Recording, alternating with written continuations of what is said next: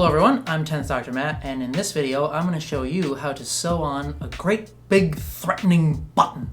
No, not that one, sorry, this one. So as cosplayers, we all either have experienced or will experience some type of wardrobe malfunction at some point in our lives, and I feel like the most frequent of those is a button being torn off, whether it's a shirt, jacket, you end up getting it caught on something and you don't know and you go to move and it just tears the button right off of there. So I think it's a good skill to have, not only as a cosplayer, but just in general everyday life, to know how to sew a button back on. So let's get started straight away with what you'll need. Okay, so the things that you will need for this, obviously your garment. In this case, I'm just using a regular old plain white t-shirt, your button, needle and thread, and normally you would probably like to match your thread either to your button or your fabric or both, but in this case I'm just using these contrasting colors so that it's easier for you guys to see what I'm doing on camera. Now as far as the needle goes, there are different gauges and different types of needles for different weight fabrics, but for most cases like a cotton shirt, dress shirt, suit jacket, that sort of thing, you can get away with pretty much any type of needle. If you were trying to sew a button onto something with a thicker fabric like leather or something, that's definitely a way different, a very sharp needle that you'll need.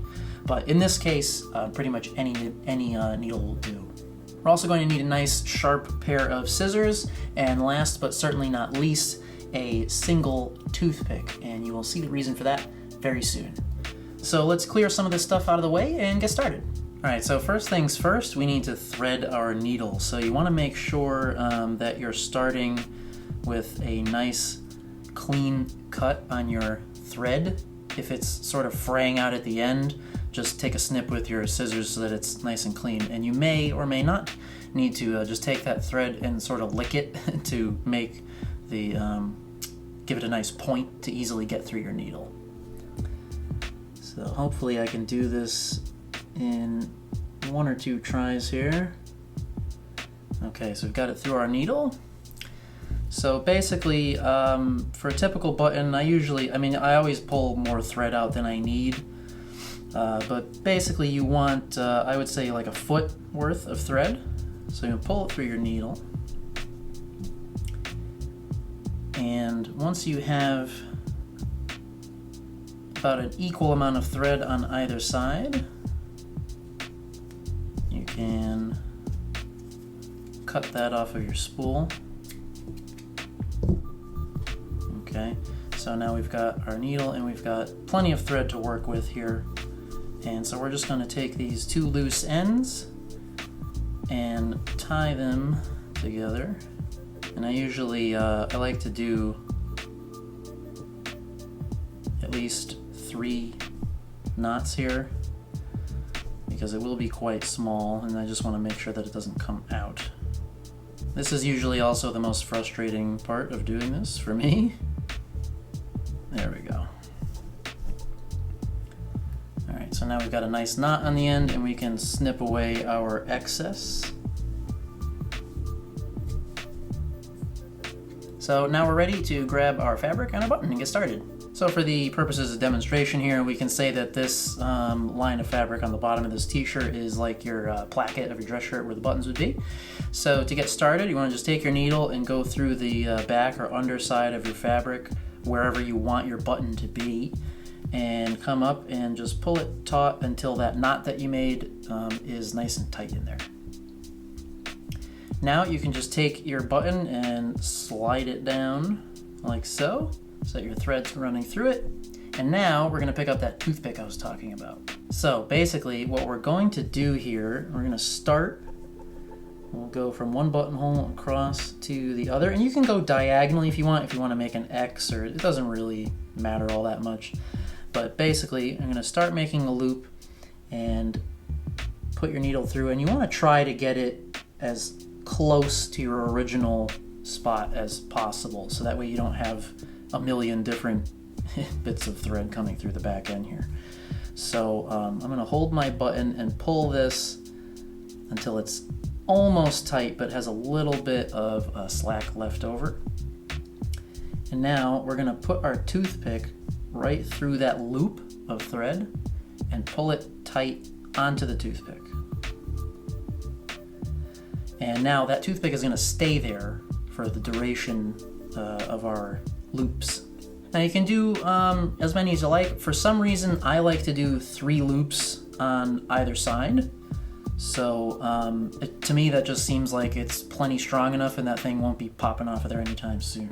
So again, when you go underneath, you want to try to get it as close to that original spot as possible so that you're not making a million different holes. And just come up. So I'm going to go through the other side now. Like so.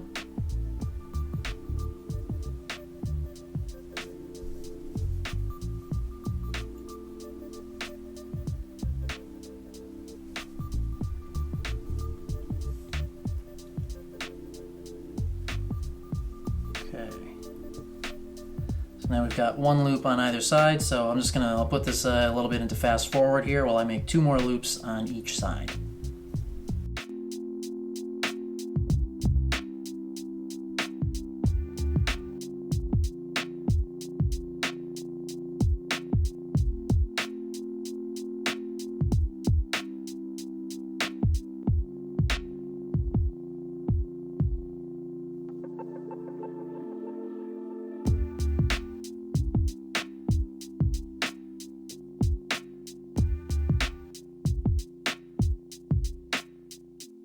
Okay, so now we've got 3 loops of thread on either side of the button, which is possibly a little bit overkill for this particular situation, but that's all right.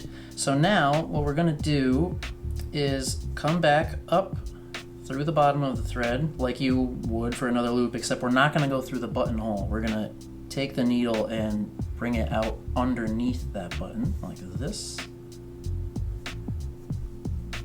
Now we can take our toothpick out. And what that did for us is it left enough space like this between the fabric and the button that now we can strengthen it by basically you're going to wrap this thread around this button, and I like to do it 6 times. We'll keep our 6 loops of thread, 4, 5, 6. And so now you'll notice you've got this really super strong, it's a little bit blurry there, sorry, super strong bit of thread underneath there. So once you've got that, you can take your needle and go back through your fabric to the underside.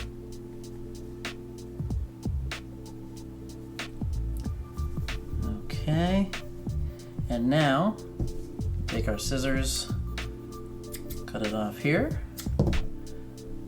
and we're going to finish it like we started when threading the needle, and we're just going to take these 2 ends and tie them 3 times.